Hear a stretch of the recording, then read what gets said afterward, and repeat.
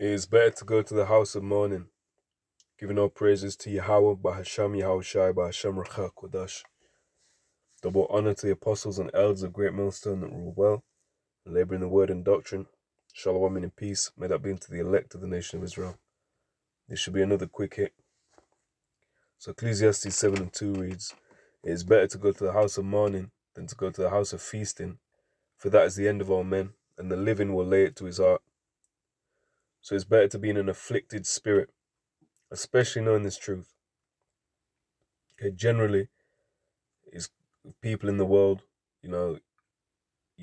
if you're in this truth, you'll tend to get on with if they're in the world on the job or whatever, the more austere or the more stoic, of folks, rather than them that are all, mirthy. There might be time for a laugh, crack a joke, all right, cool. But more time, you're meditating on something. We have a purpose. You can't forget your purpose. You understand? Doesn't mean you have to be in camp mode, at work. But you should be inwardly. You should, Someone laughs, haha, adultery, ha ha ha. Oh, I'd love to commit adultery with that woman, ha ha ha. Inwardly, what are you thinking? Are you thinking, oh, there's nothing wrong with what you said? Or are you thinking, man, this is fucking wicked? No, this is vexing. It was made to be vexing.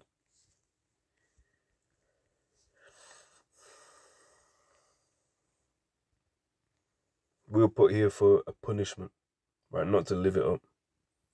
2 Peter 2 verses 7 and 8, "And delivered just Lot, vexed with the filthy conversation of the wicked. For that righteous man dwelling among them, in seeing and hearing, vexed his righteous soul from day to day with their unlawful deeds." And if we're out in this world, but not of this world, using the world, but not abusing the world, this shit should vex you, man. Right? And again, it was made to vex us. Right? We provoked the Lord to anger. What did Micah say? Micah 7, verse 9.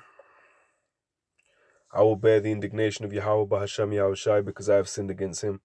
Until he plead my cause and execute judgment for me, he will bring me forth to the light, and I shall behold his righteousness."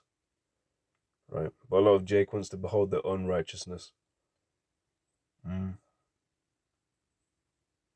Okay, our righteousness.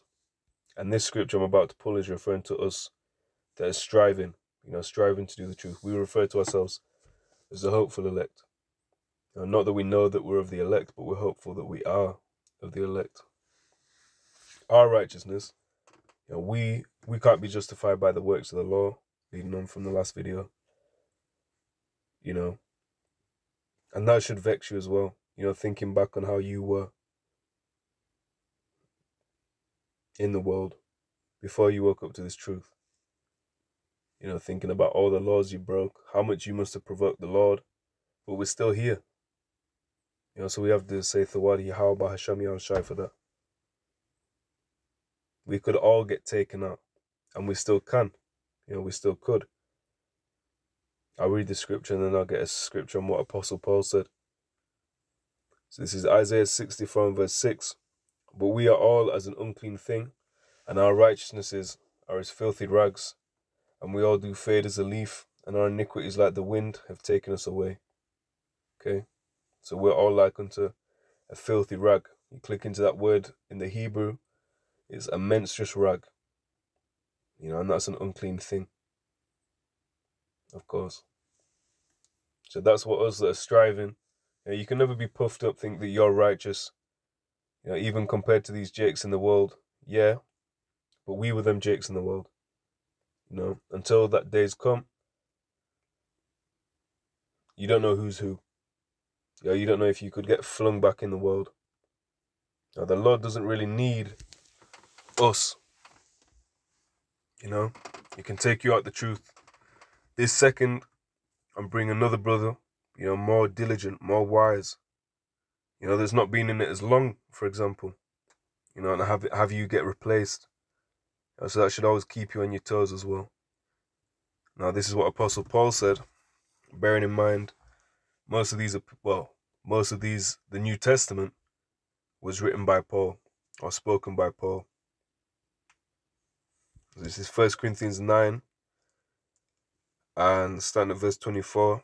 Know ye not that they which run in a race run all, but one receiveth the prize? So run that you may obtain. And every man that striveth for the mastery is temperate in all things. Now they do it to obtain a corruptible crown, but we an incorruptible.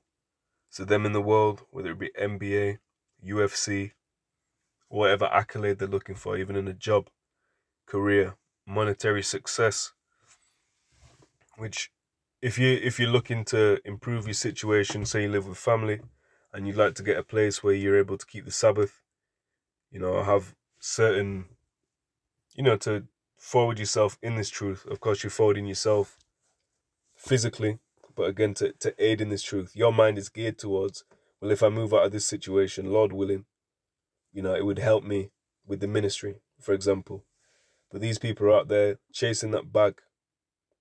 Like Elder Apostle Gabar recently did a video, a bag with holes in it. Like it says, I think that's in Haggai, he that gathereth for wages is into a bag with holes. You get your little, 1,000, couple of thousands, which really you're meant to get paid daily. So that's wicked. The Lord could destroy this man's kingdom just off that. Letting the wages tarry. Pretty much every company, to my knowledge, it's more commonplace that people get paid a wage monthly than daily. But really we're meant to get paid daily. But what was I saying?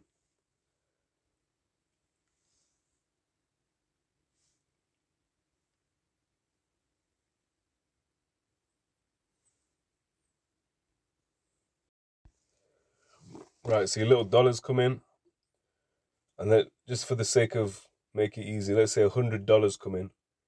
Then your car bus that you get to and from work, you have to pay 60 on that. Your rent's 30. Then you've got 10 to pay with. You get food's gone up, fuel's gone up. And then your uncle says, "Oh man, I don't have any money. Can you help me out?" Some shit like that. We're fucked. And it might not be the case like that for every single brother, but for a lot of our people, that's the situation. So we have to focus on. We have to set our mind, our affections on things above. Forget this shit. It's all done. We're at the end. There's nothing left really here. The only thing we need to do is maintain, keep pushing, keep bringing the word out, and let things fall into place. Don't stress too much, man. Cast your burdens on the Lord. This isn't a thing where you can fix it yourself. You fix it by praying for divine intervention. Of course, there's simple things like, oh man, my just a stupid thing. My shoe fell off. Now, you can put your shoe back on, of course. You don't need to pray unto the Lord for your shoe to come back. You can do that. But there's some things that are beyond our control, that require absolute divine intervention. Without further ado, 1 Corinthians 9 and 26. I therefore so run, not as uncertainly so fight I, not as one that beateth the air, but I keep under my body and bring it into subjection, lest that by any means, when I have preached to others, I myself should be a castaway. So even Apostle Paul, and now we look back, that seems like a mad prospect. But that was a humility, which is a great attribute, never goes out of style, the Apostle Paul had. Even after all the work he did, he still kept it humble and said, well, I keep under my body. He doesn't let his flesh go mad. Lest that by any means, after he's told and everyone about the good news, he gets cast away. The Lord dashes him to the side, throws him away. I get one last scripture now. Revelation 3.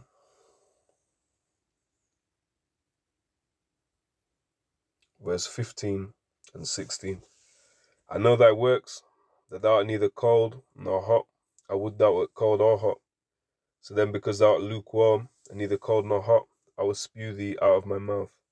So you have to choose. You're either in the world or you're in the word.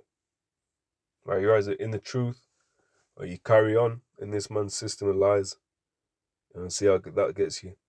But you have to commit. You have to commit to one or the other. Right? Use the world, don't abuse it. Right, next video, Lord willing. Shalom.